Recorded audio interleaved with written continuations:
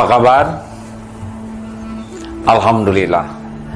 Semoga kita termasuk orang-orang yang bisa menyikapi episode apapun dalam hidup ini dengan sikap yang tepat. Karena hidup ini perpindahan dari satu episode ke episode lain dan terus sampai nanti kita meninggal. Ada waktu bayi, pindah ke anak-anak, sekolah, kemudian berumah tangga, lalu ya seperti itulah kita punya anak. Dan sekarang kita memasuki babak selanjutnya adalah babak masa persiapan kemerdekaan, yaitu masa pensiun, masa yang amat indah, masa yang penuh berkah, karunia Allah, agar kita punya waktu yang lapang untuk bisa mengevaluasi perjalanan hidup kita, agar kita punya waktu yang cukup untuk bisa memperbaiki apa yang salah, melengkapi apa yang kurang, sehingga babak akhir dalam hidup kita ini akhirnya adalah kesuksesan. Tahukah kesuksesan? Sukses itu husnul khotimah, akhir hayat yang baik. Namun banyak orang yang salah strategi, salah menyikapi masa pensiun ini. Tidak jarang ada yang terjebak di dalam dramatisasi pikiran, dipertegang, dipersulit, dipergawat dengan banyak pikiran yang tidak perlu, dengan banyak bayangan-bayangan yang justru hanya menyengsarakan diri. Padahal pensiun hanya sebuah episode, sama dari TK ke SD, dari SD ke SMP, sama hanya perpindahan episode, biasa saja. Tapi sikap kitalah yang menentukan apakah episode ini membawa berkah atau sebaliknya menjadi fitnah dan musibah. Oleh karena itu, semuanya ini tergantung dari cara sudut pandang kita. Kalau kita melihat pensiun adalah karunia Allah, masa yang sangat berkah untuk kita bisa mengevaluasi, memperbaiki, dan menyiapkan babak akhir hidup kita sebaik-baiknya, maka pasti bersyukur. Karena dalam masa pensiun kita sudah tidak banyak terikat dengan kantor yang rutin, yang selama berpuluh tahun kita hidup. Banyak kita melakukan hal-hal yang tidak wajib kita lakukan, bahkan yang haram, karena terikat oleh situasi. Sekarang kita akan memasuki masa yang paling berkah, masa pensiun. Berikut ini secara sederhana saja, ada 5 kiat menghadapi persoalan. 1, kita harus sangat siap dengan yang cocok dan yang tidak cocok dengan keinginan kita. Mengapa? Karena hidup ini mustahil akan selalu cocok.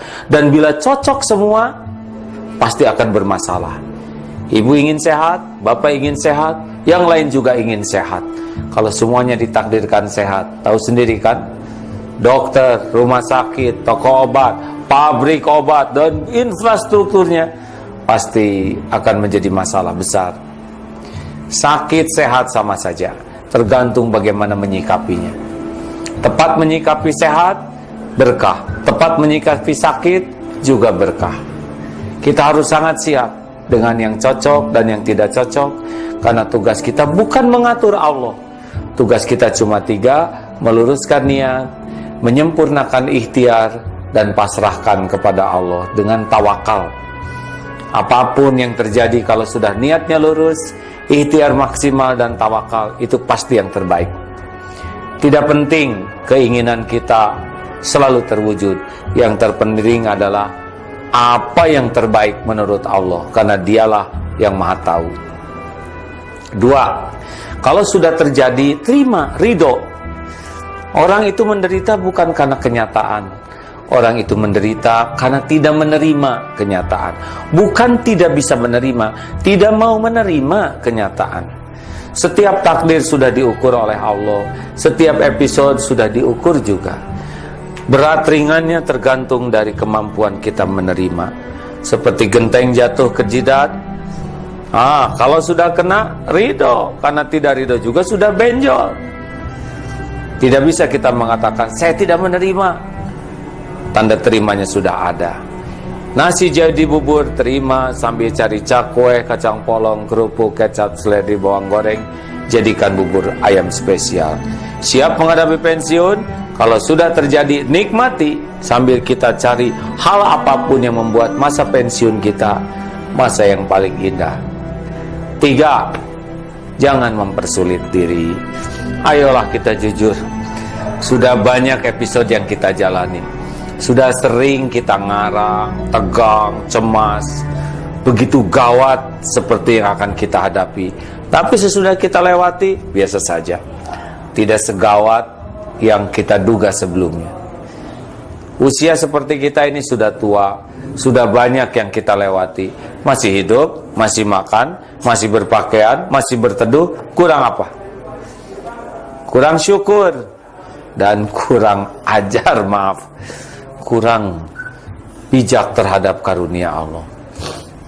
Makanya kendalikan diri, jangan segala dikarang. Ada Allah, ya. Semuanya sudah pas kok. Kerjakan dengan baik, HHN, hadapi, hayati episode ini, dan nikmati dengan ada di jalan Allah. Tidak ada yang gawat. Rezeki sudah ada. Sebelum kita lahir, sudah ada. Ada nafas, ada rezeki. Kita tidak akan mati sebelum rezeki kita habis, jatah kita. Maka nikmati saja. Yang keempat, inilah evaluasi diri. Karena tidak ada satupun karunia kecuali dari Allah, dan tidak ada satupun keburukan yang menimpa kecuali diundang oleh perilaku buruk kita sendiri. Kalau kita bisa menemukan keburukan kita dan kita bisa tobat, hadiahnya hati jadi tenang.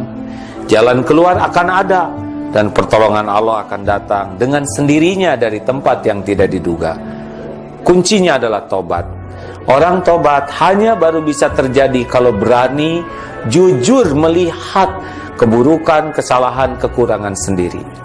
Tidak ada yang membahayakan hidup kita selain keburukan kita sendiri.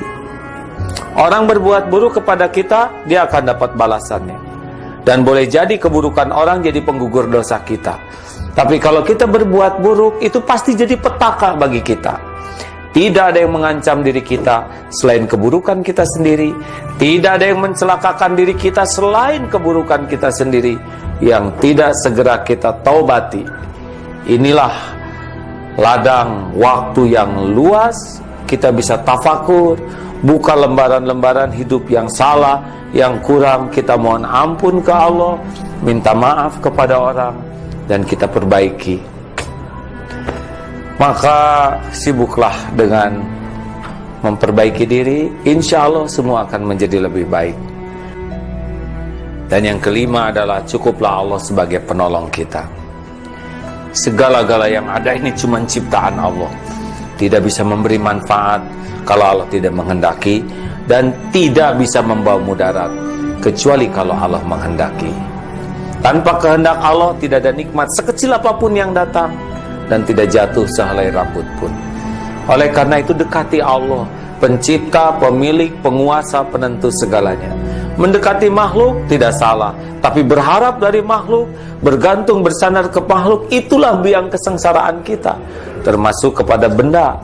Semua hanya ciptaan, tidak bisa membahagiakan, tidak bisa menolong, tidak bisa memuliakan tanpa izin pemiliknya. Inilah kesempatan emas. Mari kita patuh ke Allah. Wa may yattaqillah yaj'al lahu makhrajan. Makin dekat dengan Allah, pasti ada jalan. Jalan dibuka, baik yang terpikir maupun yang tidak terpikir.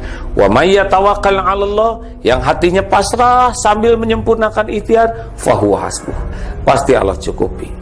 Allah tahu keperluan kita lebih tahu daripada kita sendiri, karena dialah Allah yang menciptakan kita memiliki keperluan, dan dialah Allah pemilik segala keperluan kita, dan dialah Allah satu-satunya yang bisa mencukupi kebutuhan lahir, akal maupun batin kita. Maka masa pensiun masa berkah, bisa taubat habis dari dosa, bisa dekat dengan Allah, hidup bahagia, bisa berdoa yang penuh manfaat bagi keluarga, bagi orang tua, dan bagi sekitar kita, dan punya keleluasaan waktu untuk hidup manfaat. Khairun nas anfa'uhum linnas. Sebaik-baik manusia adalah manusia yang penuh manfaat.